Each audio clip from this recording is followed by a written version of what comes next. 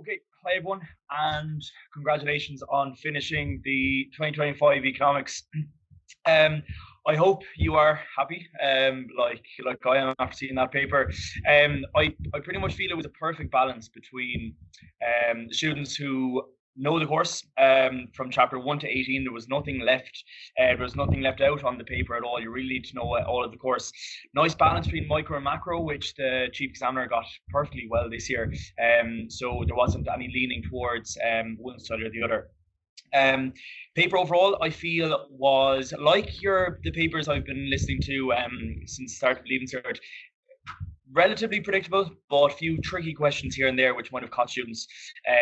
But I really do think for a lot of you, there was a few questions where I had to sit back and think, but based on your knowledge that you have over the past 2 years, you would have been well able to apply that knowledge. So just in terms of the Section A was a very, very nice stretch. There was mainly focused on micro in this one, cost benefit analysis, starting out looking at German economy or the German euros there that's happening next year. Then I had a look at household saving behaviour, something that we've been looking at a lot. Imports and trade protection. Nothing mentioned on Trump's tariff, but that was the only link, I suppose, to the threat of trade protection over across the world as well. Nice few inflation questions, minimum wage questions as well. The only graph that you might have had problems with was they gave you the free market graph for wages. So you just had to put in the minimum wage, which would have been perfectly elastic then until you hit the supply curve. So it would increase the supply of workers there. Sustainable. The sustainability definition on top of the market failure question was nice. Oligopoly question, I kind of panicked when I saw that to say that, God, it's not coming up in the long questions, but we were fine then with the monopoly question after, and then finished up to the trade and business cycle. So again, you should not have had any problems on the short answer questions. Very fair, very broad, and few tricky questions which made you sit back and think, but no harm in that. Okay, long questions. 3.5 of them were macro, and the other 2.5 then were micro then based. But I feel question 11, question 14, and question 16 would have been three that I hope a lot of you would have covered and would have done, because they seem to be the most straightforward. And would have kind of tested your knowledge that bit more. So HHI monopoly, really, really nice question based on what we predicted, and then health economics and the mixed economy. That definition might have caught a few of you, but it is in the government intervention chapter. Really, really nice question 12 based on national debt and GNI versus GDP. Very, very common past paper friendly question. The only one, the last one, is the auto enrollment for the pension scheme. Very, very topical. But again, when you just bring it back to consumer spending, that would have been fine. Question 13 then was based on international trade and globalization, economic growth and development.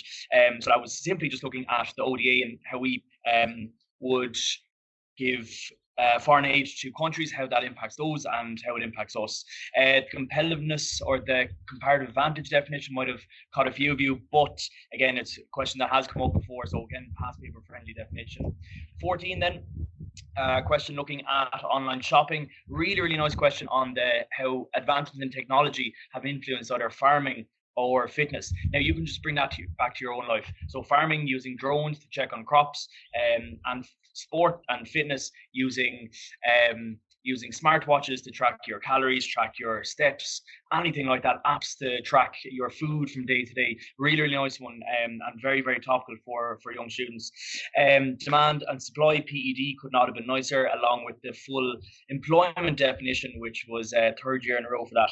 Question 15, few of you might stay away from this. Not a lot are very, very confident with banking, but this was an awful banking question. So start off with banking. AIB investment in themselves and in their shops or their stores across the country. Household or housing prices going up, along with how the government is helping with mortgage relief. But again, very, very similar to the rent questions you would have done before. And then the last question, in question 16, absolute beauty. You would have loved to have seen the calculation questions there on cost. Diseconomies of scale, which hasn't come up on the new course. Nice small definition of that. And then finishing off with hospitality closures. very, very topical question, which you would have been fine with. So overall, it was a very, very approachable paper. Would say a little bit more challenging than last year, but it definitely did give you more room to kind of spread your wings and to show your understanding overall. From reading the paper, it just felt like it was a podcast talking about trade protectionism, greenwashing, sustainability, imports, and so on. So really did help if you got just stuck and had a look at the news over the past 2 years. It definitely helps with economics. So congratulations and best luck with the rest, or go and enjoy your summer. All the best.